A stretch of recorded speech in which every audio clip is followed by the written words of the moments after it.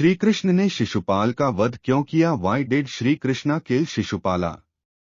जैसा कि श्री कृष्ण अर्जुन को गीता का उपदेश देते समय ये कहते हैं कि जब जब इस धरती पर पाप और अधर्म बहुत ज्यादा बढ़ने लगता है, तब तब इस धरती पर मैं अपने अलग अलग रूपों में आकर पापियों का नाश करता हूँ। जैसे कि वराह अवतार में हिरण्याक्ष का वध किया, नरसिंह अवतार में हिरण्यकश्यप का नाश किया, अपने राम अवतार में पापी रावण का अंत किया और फिर कृष्ण अवतार में आकर कंस का उद्धार किया और महाभारत के सूत्रधार भी रहे।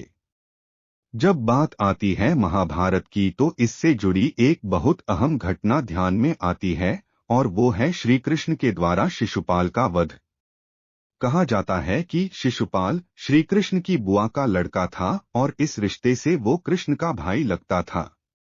ये तो सभी जानते हैं कि श्री कृष्ण के पिता वसुदेव थे, लेकिन बहुत कम लोगों को ये जानकारी है कि श्री कृष्ण की 5 बुआ थीं। आइए जानते हैं कैसे। भागवत पुराण के अनुसार राजा शूरसेन के पुत्र वसुदेव थे और वसुदेव की 5 बहनें थीं, जिनका नाम था पृथा, श्रुतदेवा, श्रुतकीर्ति, श्रुतश्रवा और राजाधिदेवी। आपको बता दें कि पृथा वही हैं जिनका नाम आगे चलकर कुंती पड़ा, क्योंकि राजा शूरसेन के एक मित्र राजा कुंती भोज ने पृथा को गोद ले लिया था। बाद में आगे चलकर यही कुंती पांडवों की माता हुई। वसुदेव की चौथी बहन श्रुतश्रवा का विवाह चेदीराज के राजा दम्भोज के साथ हुआ था और फिर इन्हीं का पुत्र शिशुपाल हुआ। इसके जन्म लेने की कथा भी बहुत रोचक है और उससे भी रोचक ये कि कैसे श्री कृष्ण ही शिशुपाल की मृत्यु का कारण बने। आइए इन रहस्यों को जानें। महाभारत के सभा पर्व के अनुसार जब शिशुपाल का जन्म हुआ उस समय ये 3 नेत्रों और 4 भुजाओं के साथ पैदा हुआ था, जिसके वजह से ये बहुत ही अजीब सा दिखाई देता था। पैदा होते ही इसने गधे जैसी आवाज में चिल्लाना शुरू कर दिया। इसके इस तरह के जन्म से इसके माता पिता और सगे संबंधी बहुत दुखी हो गए थे और इसलिए सभी ने इसको त्याग देने की सलाह राजा दम्भोज को दी। राजा और मंत्रियों के बीच विचार विमर्श का सिलसिला चल ही रहा था कि अचानक से एक आकाशवाणी हुई कि हे राजा दम्भोज और रानी श्रुतश्रवा, आप लोग बिल्कुल भी चिंता न करो, ये बालक बड़ा होकर बहुत ही बलवान होगा, इसका लालन पालन बहुत अच्छे से करो और अपने मन से इसको त्यागने का ख्याल निकाल दो।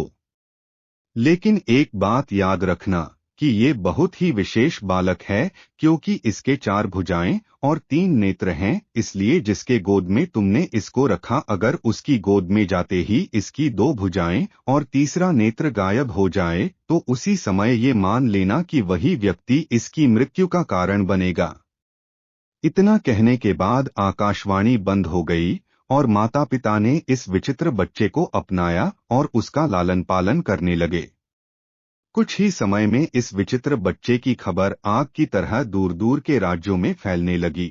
इससे अलग अलग राज्यों से राजा इसे देखने आए, जिनका स्वागत राजा दम्भोज ने बहुत आदर के साथ किया। जब इस बात की खबर मथुरा में पहुंची तो श्री कृष्ण अपने बड़े भाई बलराम के साथ इसे देखने आए। श्री कृष्ण और बलराम को अपने राजमहल में आया देख इनकी बुआ श्रुतश्रवा बहुत ही ज्यादा खुश हुई और दोनों का स्वागत बहुत ही शानदार तरीके से किया।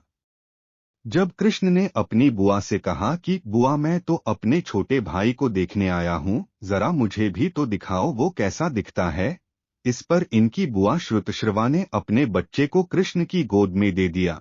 लेकिन ये क्या, कृष्ण की गोद में जाते ही उस बच्चे के साथ वही हुआ जैसा कि आकाशवाणी ने कहा था।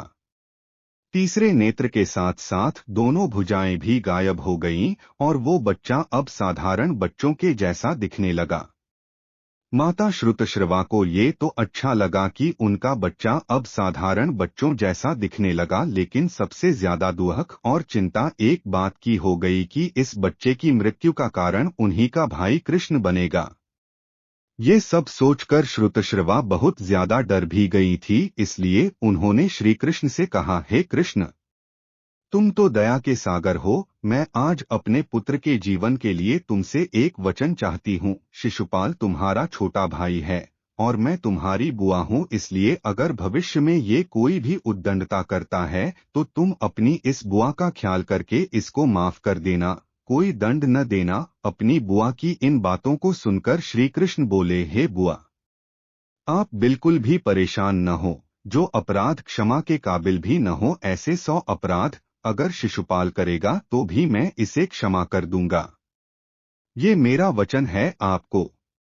और ये कथा तो काफी लोग जानते ही हैं कि एक बार जब पांडवों ने राजसूय का कार्यक्रम रखा था, उस समय अग्रपूजा के लिए श्री कृष्ण को चुना गया था, जिसका पुरजोर विरोध शिशुपाल ने किया था और बहुत ही अपमानजनक बातें उसने श्री कृष्ण को भरे दरबार में बोली थीं। लेकिन जब उसका अपराध 100 से ऊपर हो गया तो मजबूर होकर श्री कृष्ण को अपने सुदर्शन चक्र से उसका सर काटकर उसका वध करना पड़ा।